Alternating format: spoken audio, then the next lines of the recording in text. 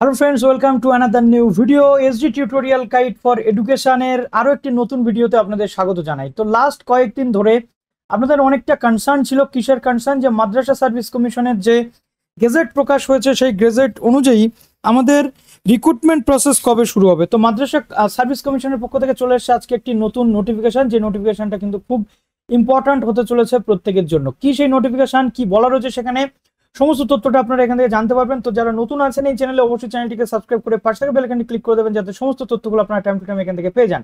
তো চলুন আর কথা না বাড়িয়ে ভিডিওটি শুরু করা যাক। প্রথমত কি রয়েছে নোটিফিকেশনটাতে সেটা কিন্তু আমাদের জানাটা খুবই জরুরি। প্রথম দিকে আজকের ডেটে নোটিফিকেশনটা পাবলিশ হয়েছে, দেখুন 4/5/2023-এর ডেটে। গতদিন আমরা দেখেছিলাম গেজেট বেরিয়েছিল।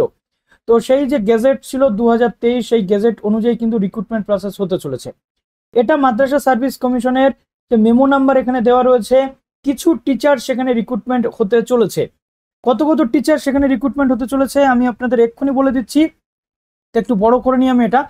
প্রথমত, it is hereby notified for general information that 7th state level selection test, অর্থাৎ এটা মাদ্রাসা সার্ভিস কমিশনের 7ম SLST কিন্তু হতে চলেছে অ্যাসিস্ট্যান্ট টিচার নিয়োগের জন্য। 2023 7th SLST এটি যেটা রিক্রুটমেন্ট নোটিফিকেশন, সেই অনুযায়ী এটা হতে চলেছে।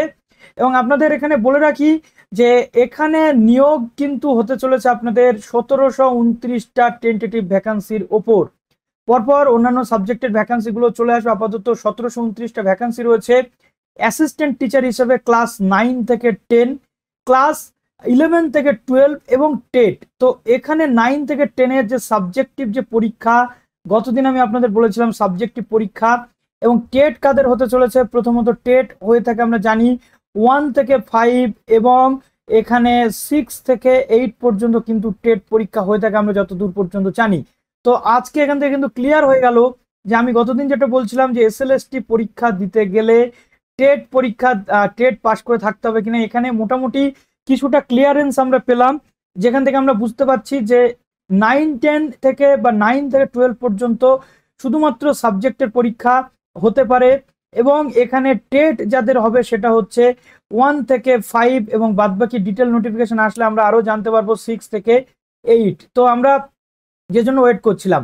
দেখো, অ্যাডভান্স অ্যারাবিক 29-এর মধ্যে অ্যারাবিক যেটা রয়েছে মাদ্রাসা এবং অ্যারাবিক ইউজি, অর্থাৎ অ্যারাবিক আন্ডার গ্রাজুয়েট বলতে আমরা বুঝতে পারছি যেটা 1 থেকে 5 পর্যন্ত, অর্থাৎ প্রাইমারি লেভেলের যেটা রয়েছে আমরা আন্ডার গ্রাজুয়েট বলতে এখানে বুঝতে পারছি কিন্তু HS পাশের কথা বলা হচ্ছে, HS পাশের কথা।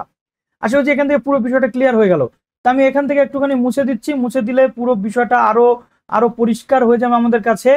প্রথমত, এখানে এই মাদ্রাসা সার্ভিস কমিশনের মাধ্যমে রিক্রুটমেন্টটা কিন্তু আমরা পেতে চলেছি। কি বলা হচ্ছে এখানে? ইউজিন ইন নন গভর্নমেন্ট মাদ্রাসা যেটা রয়েছে বা অ্যাডেড মাদ্রাসা, গভর্নমেন্ট অ্যাডেড মাদ্রাসা ওয়েস্ট বেঙ্গল, যেটা মাদ্রাসা সার্ভিস কমিশনের সিলেকশন এবং রেকমেন্ডেশন অফ পার্সন, যারা অ্যাপয়েন্টমেন্ট পাবেন রেকমেন্ডেশন অনুযায়ী মাদ্রাসা সার্ভিস কমিশনের, এখানে কিন্তু হতে চলেছে। এবং appointment to the post of teacher and non teaching staff, তো রুলস যে অনুযায়ী অ্যাসিস্ট্যান্ট টিচার এবং নন টিচিং স্টাফেরদের যে রুলস বা গেজেট প্রকাশিত হয়েছিল গতদিন আমরা দেখেছিলাম, সেই গেজেট অনুযায়ী কিন্তু এই রিক্রুটমেন্ট হতে চলেছে। আশা করছি আপনারা বুঝতে পারছি। আরো অনেক সাবজেক্টের ভ্যাকান্সি কিন্তু আসতে পারে। The online portal for submission of যে ফর্ম, সেটা 4টে থেকে শুরু হবে। 12/5/2023 থেকে এই ফর্ম ফিল আপ শুরু হবে এবং রাত 12টা পর্যন্ত চলবে 12/6, অর্থাৎ অলমোস্ট 1 মান্থ কিন্তু ফর্ম ফিল আপ আমরা পেতে চলেছি। 1 মান্থের form fill up. All are interested person are requested to visit the commission's website, অর্থাৎ 12/5/2023 কমিশনের যে ওয়েবসাইট থাকবে, এই যে ওয়েবসাইটটা রয়েছে এই ওয়েবসাইটের এরকম কোনো একটা জায়গাতে কিন্তু আমরা পেয়ে যাব ফর্ম ফিল আপের নোটিফিকেশন। আশা করছি নোটিফিকেশন এবং এখানে ফর্ম ফিল আপের কোনো একটা পোর্টাল কিন্তু আমরা পেয়ে যাব। তো এখান থেকে পুরো বিষয়টা ক্লিয়ার হলো আশা করছি। তো অবশ্যই কমেন্ট সেকশনে জানাতে ভুলবেন না। এবং মাদ্রাসা সার্ভিস কমিশনের সিলেবাস নিয়ে খুব শীঘ্রই আমরা ডিসকাস করতে চলে আসবো এই ভিডিওতে। তো সঙ্গে থাকুন আমাদের। ভালো থাকবেন সবাই, বেস্ট অফ লাক।